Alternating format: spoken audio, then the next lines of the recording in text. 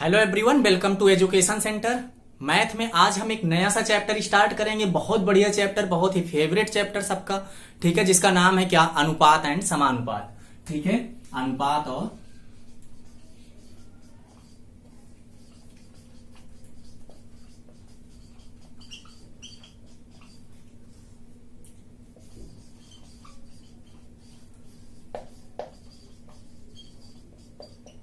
Ratio and proportion.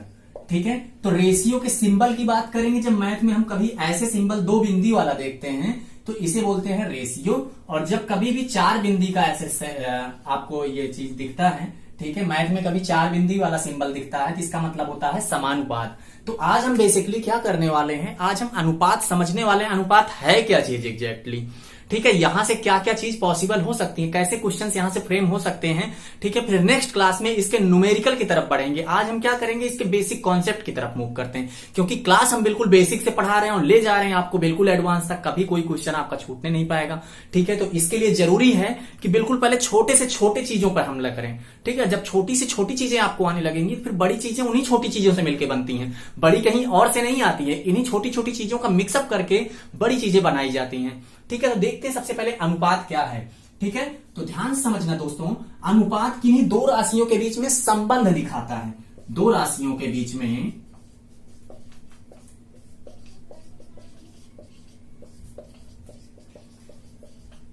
संबंध बताता है। कैसे बताता है? जैसे ए बी से, है ना, या बी के मुकाबला बी से 5 गुना बड़ा है। ठीक है, समझ में आई बात? तो कहीं ना कहीं ए और बी का परस्पर आपस में संबंध है या नहीं है? बताओ, देख के लग रहा है कि ए और बी में जो ए है वो बी का 5 गुना है। इसका मतलब यहां पे देख सकते हो 5। अगर ए को हम बराबर देखें तो ए बराबर 5 भी लिख सकते हो ना। यही तो रिलेशन निकल के आ रहा है। तो बिल्कुल यही चीज है दोस्तों। ठीक है, इसे बोलते हैं अनुपात। ठीक है, मतलब अनुपात का सिंबल ये है। अगर इसी चीज को मैं सेट करूं a अपान b में, तो ये हो जाएगा 5/1। भाई जब कोई चीज ना हो तो आप 1 लिख सकते हो। और डिवाइड, ठीक है, डिवाइड मतलब भाग को ही अनुपात कहते हैं एक तरीके से। तो ये कह लो अब a अनुपात b बराबर 5/1। तो आपको समझ में आ गया होगा कि अनुपात क्या है। बस आपको इतनी सी बात समझना है कि it is the relation between the two quantity. ठीक है, ratio is the relation between the two quantity. ठीक है, इतनी बात आपको बहुत आराम से समझ में आई होगी। ठीक है, और देखते हैं अनुपात और क्या चीज है। ठीक है, अनुपात में और आपसे थ्योरी टाइप में कभी कभी क्वेश्चन पूछा जाता है। वो क्या क्या पूछा जाता है? तो इसमें एक होता है कंपाउंड रेशियो। ठीक है, क्या होता है? कंपाउंड रेशियो, जिसको आप बोलते हो हिंदी में मिश्रित अनुपात। क्या बोलते हो? मिश्रित अनुपात। और मिश्रित अनुपात का मतलब होता है, जैसे कहा जाता है कि a अनुपाते b बराबर 2/3। ठीक है, और b अनुपाते c बराबर कितना? 3/4। तो आप a अनुपाते b अनुपाते c निकालो, या फिर a अनुपाते c निकालो, या फिर c अनुपाते a निकालो। ऐसे इसमें से कोई भी क्वेश्चंस आपके सामने पॉसिबल हो सकते हैं। ठीक है, फ्रेम किए जा सकते हैं। तो ऐसे क्वेश्चंस को सॉल्व करने के लिए मैं बिल्कुल आपको शॉर्टकट अप्रोच की तरफ लेके चलूंगा, ट्रिकी मेथड की तरफ लेके चलूंगा, जिससे आपको सिर्फ देखते ही इसका आंसर मिल जाए। तो ऐसे क्या करना है, आपको क्या निकालना है? ए बी सी निकालना है। ठीक है, कोई भी निकालना हो आपको। जो 3 चीजें दिख रही है इसमें ए बी सी के अलावा डी तो नहीं दिख रहा है ना भाई साहब? जितना दिख रहा है आपको ऐसे लिख दो, सीधा ए बी सी लिख दिया। अब पहली बार में ए बी की सामने कितनी वैल्यू रखी थी? 2 और 3। तो यहां पे ऐसे लिखो 2, और इसके सामने नीचे क्या लिखो? 3 लिखो। फिर नेक्स्ट बी और सी के नीचे क्या लिखा था? 3 2। तो बी के नीचे यहां पे अगली लाइन में 3 और 2। अब देखो एक लाइन नीचे खींच दो। अब यहां पे आपका कोई क्वांटिटी नहीं है, खाली है, यहां भी खाली है। जैसे ही आपको खाली दिखे, इसका पड़ोसी जो है ना, कहते हैं जो चीज खाली रहेगी तो पड़ोसी कब्जा कर लेगा। ठीक है, तो यहां पे क्या होगा? जो बी है सी का पड़ोसी है, तो ये क्या कर लेगा? कब्जा कर लेगा और कहेगा ये चीज मेरी है। तो मेरी वैल्यू कितनी है? 3। तो यहां भी कितना हो जाएगा? 3 हो जाएगा। और ऐसे ही इसका पड़ोसी, ये ऊपर नीचे वाला रिलेशन नहीं देखना है। ठीक है, पड़ोसी पड़ोसी देखना है, पड़ोसी पड़ोसी। ठीक है, तो बी का पड़ोसी क्या है? ए है। और अब यहां पे ए के नीचे यहां पे खाली है, तो इसको कौन है, इसकी एरिया कौन कवर कर लेगा, तो बी कवर कर लेगा। यहाँ पे इसकी वैल्यू 3 है तो यहाँ पे क्या हो जाएगा, 3 हो जाएगा। प्यारे दोस्तों इतनी बात तो समझ में आ ही गई होगी आपको। अब कुछ नहीं करना, आपका आंसर आ गया समझ लो। ठीक है, इन दोनों को गुणा करो, कितना आ गया 6। इन दोनों का गुणा करो, कितना आ गया 9। इन दोनों का गुणा करो, कितना आ गया 6। अब देखो इन तीनों में से कुछ कॉमन है क्या, कोई ऐसी चीज है जो तीनों में से कट सकती है क्या? 3 के पहाड़े से दोनों कटेगा, 3 दूनी 6, 3 त्रिक 9 और 3 दूनी 6। बताओ हाँ है ना, कोई तकलीफ आए तो बताओ जरा। ठीक है, इसका मतलब ए अनुपाते बी अनुपाते सी कितना आ गया, 2 अनुपाते 3 अनुपाते 2। अगर यही आपसे ए अनुपाते सी पूछा जाता तो ए के नीचे कितना लिखा है 2, ठीक है, और सी के नीचे कितना लिखा है 2, कितना लिखा है 2 लिखा है। बस इतनी सी बात समझ में। ओ यहां पे 4 था, ठीक है, यहां पे 2 नहीं था, यहां पे क्या था 4 था, तो इसको आप करेक्ट कर लो पहली चीज तो।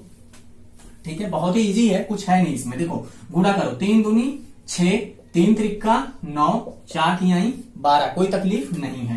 3 दूनी 6, 3 त्रिका 9, 3 चौक 12। ठीक है, तो ए के नीचे 2, बी के नीचे 3, सी के नीचे कितना 4। तो पहले का आंसर कितना लिख सकते हो, 2 3 4। बताओ हाँ है ना, कोई तकलीफ हुई क्या? ठीक है, फिर दूसरा आप ए और सी का पूछा है ना, ए सी का पूछा है, इसी में से ए के नीचे कितना है 2 और सी के नीचे कितना है 4। लिख लो आराम से। अब इन दोनों में भी कुछ कॉमन है क्या आपस में? बिल्कुल हाँ जी सर कॉमन है, 2 दोनों में से कॉमन है, 2 1 कम 2, 2 दूनी 4, तो 1 अनुपाते 2 इसका आंसर आ जाएगा। मतलब अनुपात का मतलब यह है कि छोटी से छोटी वैल्यू अगर कोई चीज कॉमन है तो उसको हटाना पड़ता है। ठीक है, अगर आपसे सी अनुपाते ए पूछे तो जब आपका सी पहले लिखो, आप 4 पहले लिखो और 2 पहले, तो यहाँ पे 2 अनुपाते 1 हो जाएगा, इसको कट करोगे तो। इतनी बात आपको समझ में आ गई होगी। कंपाउंड रेशियो, इसी मेथड का हम यूज करने वाले हैं आगे पूरे अनुपात और समानुपात में। ठीक है, आपको मैं दिखाऊंगा कि कितने इजिली अनुपात और समानुपात को टैकल किया जाता है। ये आपका कम से कम 3 से 4 क्वेश्चन रेलवे में पूछा जाता है। ठीक है, तो बिल्कुल कभी कभार 3 से 4, कभी कभार 1 से 2 क्वेश्चन भी पूछा जाता है, लेकिन क्वेश्चन बिल्कुल हलवा होता है। ठीक है, इस तरीके से आपको मैं पढ़ाऊंगा कि बिल्कुल वहां पे देखते ही पेन ना उठाना पड़ेगा आपको, गारंटी मेरी है। ठीक है, अब जरा आगे बढ़ते हैं, इसमें और क्या थ्योरेटिकल क्वेश्चन पूछे जाते हैं। तो इसमें एक होता है इनवर्स रेशियो, ठीक है, जिसको बोलते हैं व्युत्क्रमानुपात। क्या बोलते हैं? व्युत्क्रमानुपात।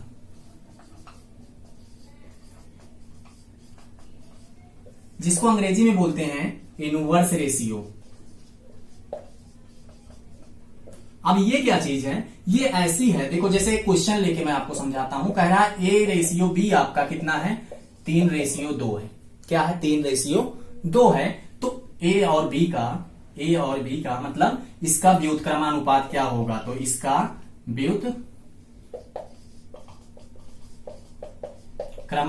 इनवर्स रेशियो आपसे पूछेगा तो आप क्या कर देना, सीधा उल्टा कर देना। कैसे उल्टा करोगे? जैसे ए का वैल्यू ए रेशियो बी आपका कितना है, 3:2, तो ए रेशियो बी का अगर व्युत्क्रमानुपात पूछे तो ए बी तो ऐसे ही लिख देना, इसको उठा के उल्टा कर देना, 2 कर देना। कैसे कर सकते हैं इसको जो मेन जो इसका बेसिक तरीका वो ये है कि क्या करना है आपको,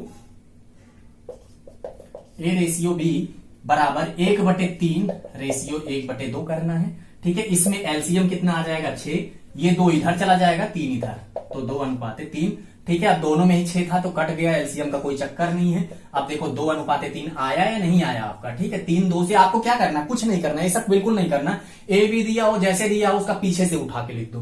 ठीक है, इतनी बात आपको समझ में आ गई। एक क्वेश्चन और ऐसे भी पूछा जा सकता है कि अगर A ratio B ratio C 3 दिए हो तब क्या करोगे आप?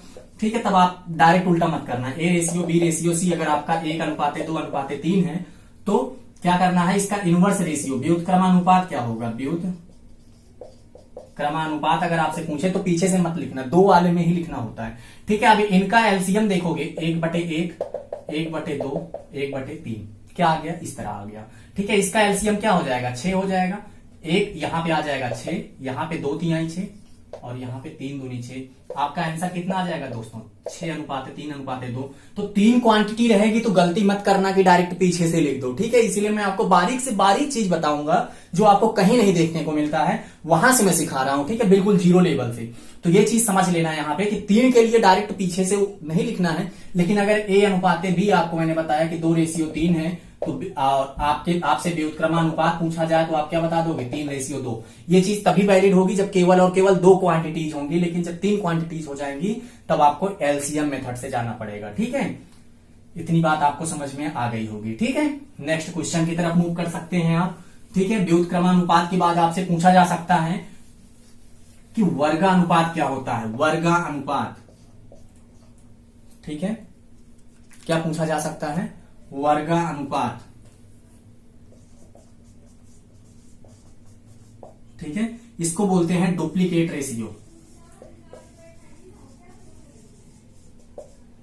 ठीक है, जैसे ही आपसे डुप्लीकेट रेशियो पूछे, मान लो कोई क्वेश्चन देता है A/B बराबर 2:3, तो इसका जैसे ही वर्ग अनुपात पूछे, वर्ग का मतलब समझते हो, स्क्वायर कर दो। इसका मतलब आपसे पूछा जा रहा है A²/B², तो इसका स्क्वायर कितना हो जाएगा, 2 4 हो जाएगा और 3 3 9 हो जाएगा। तो आपका ऐसे आंसर आ जाएगा। इतनी बात आपको समझ में आ गई होगी। ऐसे ही आपसे पूछा जा सकता है वर्गमूलानुपात, वर्गमूलानुपात। ठीक है, जिसको बोलते हैं सब डुप्लीकेट रेशियो, सब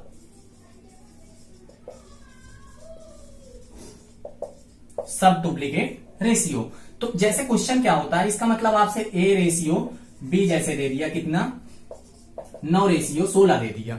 ठीक है, A/B कितना दे दिया, 9:16 दे दिया। इसका मतलब वर्गमूल निकालना है आपको। तो √A/√B आपसे पूछ रहा है, तो इसका क्या आंसर हो जाएगा दोस्तों, इसका सीधा सा आप रूट निकाल लो, आपका आंसर रेडी है। तो यहां से आ जाएगा 3, यहां से आ जाएगा आपका 4। आई बात गई समझ में इतनी सी आपको। ठीक है, नेक्स्ट, और इतना चीज समझ में आ गया ना भाई, बिल्कुल आपको रूट निकालना है। ठीक है, नेक्स्ट आपसे पूछा जा सकता है कि वर्गमूला के बाद आपसे पूछा जा सकता है घनमूलानुपात। क्या पूछा जा सकता है, घनमूलानुपात।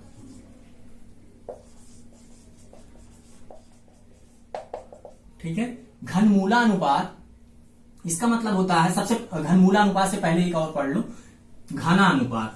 क्या, घनानुपात, इसका मतलब होता है ट्रिपलेट रेशियो। क्या, ट्रिपलेट रेशियो। जैसे आपके सामने कहता है A/B बराबर कितना है, 2:3 है।